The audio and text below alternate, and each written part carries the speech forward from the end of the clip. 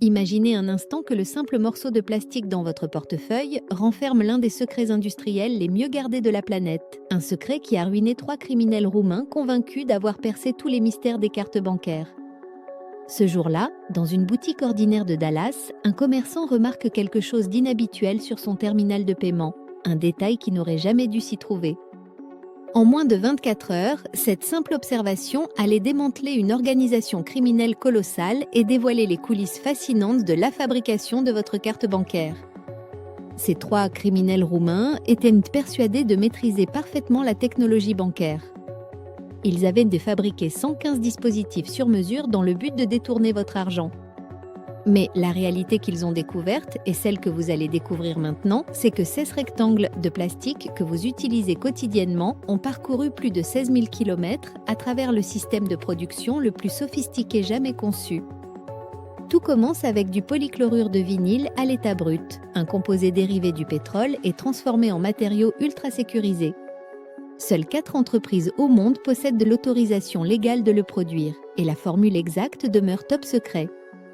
Ensuite, ce matériau voyage dans des véhicules blindés jusqu'à des installations dont la sécurité rivalise avec celle des complexes militaires. L'usine où naît votre carte bancaire défie toutes vos attentes visuelles. Vue de l'extérieur, c'est simplement une structure anonyme en béton qui pourrait passer pour un hangar logistique ou un simple data center.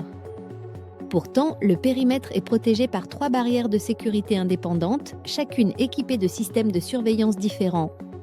On y trouve des caméras à imagerie thermique capables de détecter la chaleur corporelle d'un être humain à plus de 30 mètres. Des détecteurs sismiques ultrasensibles captent les moindres vibrations au sol, tandis que des radars de grade militaire surveillent constamment l'espace aérien pour repérer les drones. Mais l'aspect le plus surprenant reste totalement invisible à l'œil nu. Toute la zone est protégée par un puissant champ électromagnétique qui neutralise les communications non autorisées. Votre smartphone devient inutilisable dans un périmètre de 150 mètres autour du bâtiment. Le GPS ne fonctionne plus. Même l'alimentation électrique est filtrée pour bloquer toute tentative de transmission de données via les variations de courant, une technique d'espionnage que les pirates informatiques maîtrisent réellement. Pour les employés, franchir l'entrée ressemble à traverser un contrôle aéroportuaire imaginé par des agents secrets paranoïaques. Le personnel passe par des scanners intégraux qui ne détectent pas uniquement le métal, mais analysent également les signatures chimiques pouvant trahir la présence d'appareils d'enregistrement clandestins. L'entreprise fournit l'intégralité des vêtements de travail, spécialement conçus sans la moindre poche ni couture permettant de dissimuler quoi que ce soit. Chaque personne porte un badge électronique RFID qui géolocalise sa position avec une précision de 15 cm. Le système informatique identifie même la posture de chaque individu, qu'il soit debout, assis ou allongé, ce qui transforme probablement les pauses toilettes en moments assez inconfortables. L'espace de production ressemble à une ruche géante divisée en compartiments hermétiques, chaque section étant totalement isolée des autres. Les employés d'un secteur ignorent complètement ce qui se déroule dans le secteur voisin. C'est comparable à participer à l'élaboration d'une recette complexe en ne connaissant que la préparation d'un seul ingrédient. Même si les malfaiteurs parvenaient miraculeusement à soudoyer un employé pour obtenir des informations, celui-ci ne pourrait révéler qu'une fraction infinitésimale du processus global. Mais avant de plonger plus profondément dans cette enquête captivante, prenez juste 2 secondes pour vous abonner à cette chaîne et activer les notifications en cliquant sur la cloche, parce que chaque nouvel abonné renforce concrètement notre capacité à produire du contenu exceptionnel comme celui que vous regardez en ce moment. Maintenant, replongeons dans l'univers fascinant de ces forteresses industrielles. Les plaques de matière plastique sont acheminées dans des fourgons blindés bardés de technologies de traçage plus sophistiquées qu'un satellite spatial. Balisés GPS en temps réel, sondes thermiques, accéléromètre choc, l'arsenal complet. Si un véhicule dévie de plus de 30 mètres par rapport à son trajet programmé, des unités de sécurité armées sont immédiatement déployées sur le terrain. Si la température interne fluctue de plus de 2 degrés Celsius, le protocole de sécurité considère la situation comme compromise et ordonne la destruction totale du chargement. Voilà ce que signifie vraiment la tolérance zéro en matière de sécurité. Malgré tous ces dispositifs de protection extérieure, la véritable ligne de défense ne se situe pas autour de l'usine. Elle est littéralement intégrée dans chaque carte, strate après strate. Si vous pouviez découper votre carte bancaire comme on tranche un gâteau et l'observer en coupe transversale, vous compteriez 12 strates distinctes. Le réseau criminel de Teku en avait réussi à identifier 5. Les 7 restantes demeuraient aussi invisibles que si elles n'existaient pas, ce qui constituait précisément l'objectif recherché. Au cœur absolu de la carte se trouvent 2 strates de PVC blanc qui confèrent au produit sa solidité mécanique. Ces feuilles sont élaborées pour résister à 10 000 flexions successives sans rupture, ce qui correspond approximativement au nombre d'utilisations que vous effectuerez durant la période de validité. Elles supportent des températures extrêmes allant de -29 à 60 degrés Celsius. Ainsi que vous abandonniez votre portefeuille dans votre véhicule par un hiver glacial du Minnesota ou sous la chaleur écrasante d'un été à Phoenix, votre carte restera parfaitement fonctionnelle. Cependant, l'ingéniosité ne réside pas dans la robustesse de ces couches. Elle se cache dans ce qui est dissimulé à l'intérieur. Incorporés dans la matrice moléculaire du plastique, on trouve des marqueurs microscopiques qui agissent comme une empreinte génétique unique. Ils demeurent totalement invisibles à l'œil nu et les équipements de détection conventionnels ne peuvent peut-être pas les identifier, mais leur présence est bien réelle.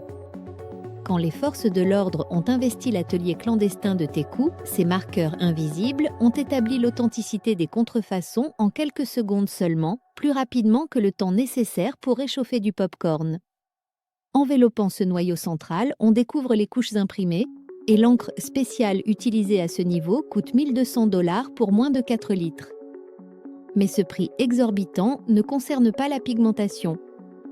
Il s'explique par les éléments de terre rares intégrés dans la formulation, des composés qui émettent une luminescence sous certaines fréquences lumineuses selon des configurations tellement élaborées que leur reproduction nécessiterait des équipements valant plusieurs millions de dollars. Et tenez-vous bien pour la suite. Ces équipements font l'objet de restrictions dans les accords internationaux d'armement car ils peuvent également servir à fabriquer de la fausse monnaie. Viennent ensuite les strates sécuritaires. Les technologies intégrées dans ces niveaux sont tellement sensibles que le personnel qui les manipule signe des contrats de non-divulgation durant 25 années. C'est une durée supérieure à l'espérance de vie moyenne d'un mariage. Lorsqu'un technicien en Malaisie a tenté discrètement de photographier ces couches en 2019, il a provoqué un confinement automatique de sécurité qui a verrouillé l'intégralité du site pendant 4 heures complètes. Aucune entrée, aucune sortie autorisée. Et je serais prête à parier que cet individu n'a plus jamais remis les pieds dans cette entreprise. Puis apparaissent les strates holographiques. Les qualifier simplement d'hologrammes serait aussi réducteur que d'appeler un smartphone moderne une simple calculette électronique. Il s'agit en réalité de lithographies électroniques ultra précises réalisées dans des enceintes sous vide absolu où des faisceaux d'électrons individuels sculptent des microstructures plus fines que la longueur d'onde de certaines radiations lumineuses. Si cette description évoque la science-fiction à vos oreilles, sachez que les algorithmes mathématiques permettant ces créations furent initialement développés pour les systèmes d'observation satellitaire durant l'affrontement Est-Ouest de la guerre froide. La production d'un unique hologramme maître nécessite une période de 6 mois complets et engloutit 2 millions de dollars, un montant comparable au prix d'acquisition d'une résidence modeste au Canada actuellement. Pour finir, les films de protection superficielle subissent un traitement chimique particulier qui les rend incompatibles avec tout type d'adhésif, à l'exception du composé spécifique employé lors de l'assemblage final des cartes bancaires.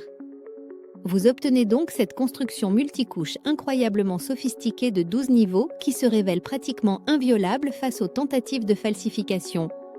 Mais réfléchissez un instant. Si la carte terminée atteint un tel degré de sophistication, imaginez le niveau de protection requis dans l'établissement qui fabrique concrètement ces produits. La réalité dépasse l'imagination car pénétrer dans une usine de production de cartes bancaires s'avère plus ardu que d'accéder à la majorité des installations militaires classifiées. Pourtant, même cette architecture de 12 couches n'a pas suffi à éradiquer définitivement la fraude. C'est la raison pour laquelle chaque carte contemporaine dissimule un élément bien plus intelligent, la puce électronique.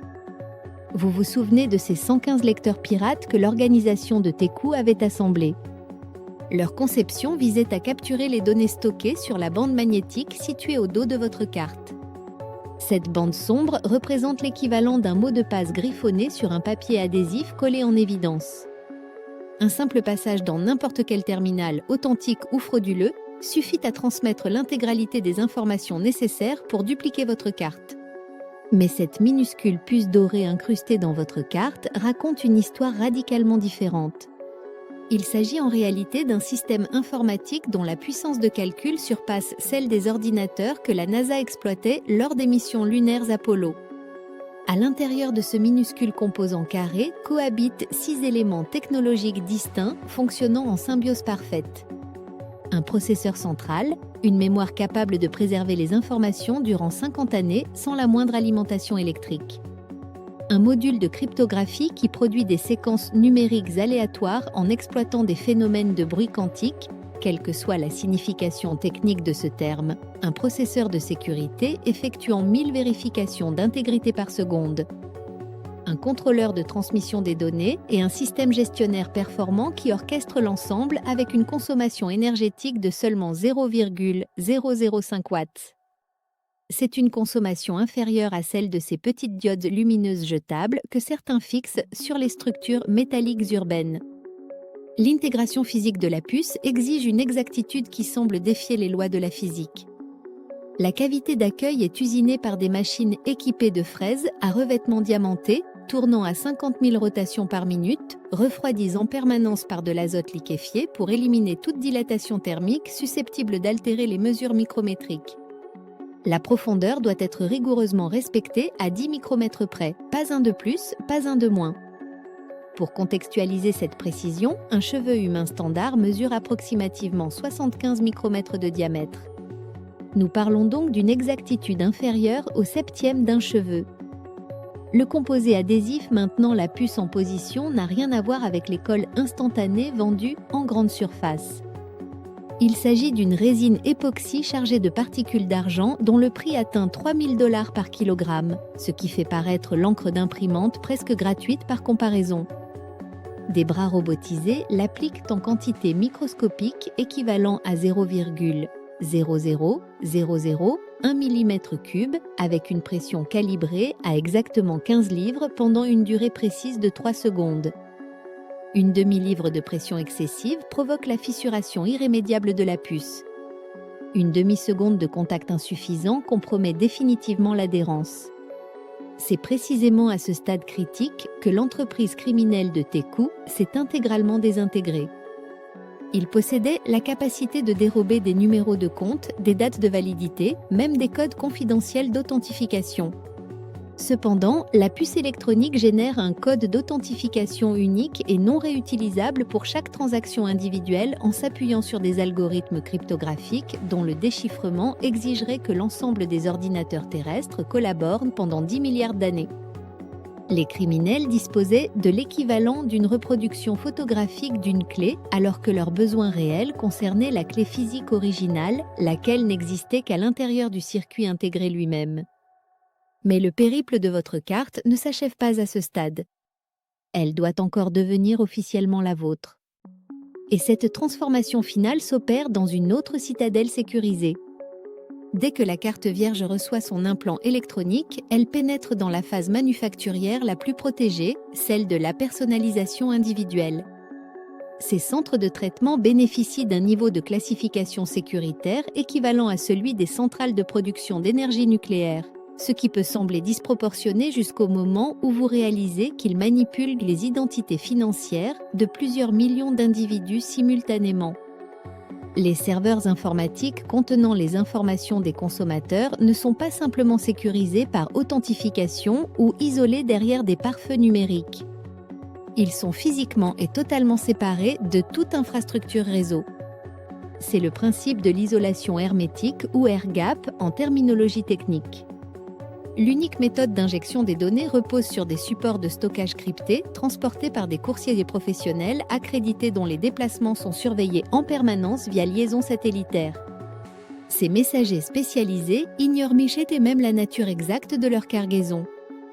Les dispositifs de stockage sont enfermés dans des conteneurs qui se détruiront par explosion d'encre indélébile si quelqu'un tente de forcer l'ouverture selon une procédure incorrecte.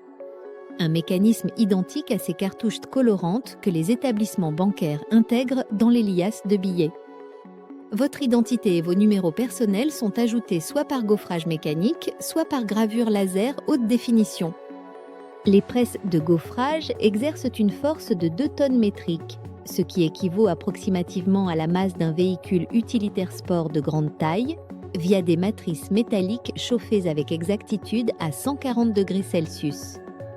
Cette pression considérable modifie irréversiblement l'architecture moléculaire de la matière plastique, expliquant pourquoi ces caractères en relief conservent leur netteté indéfiniment.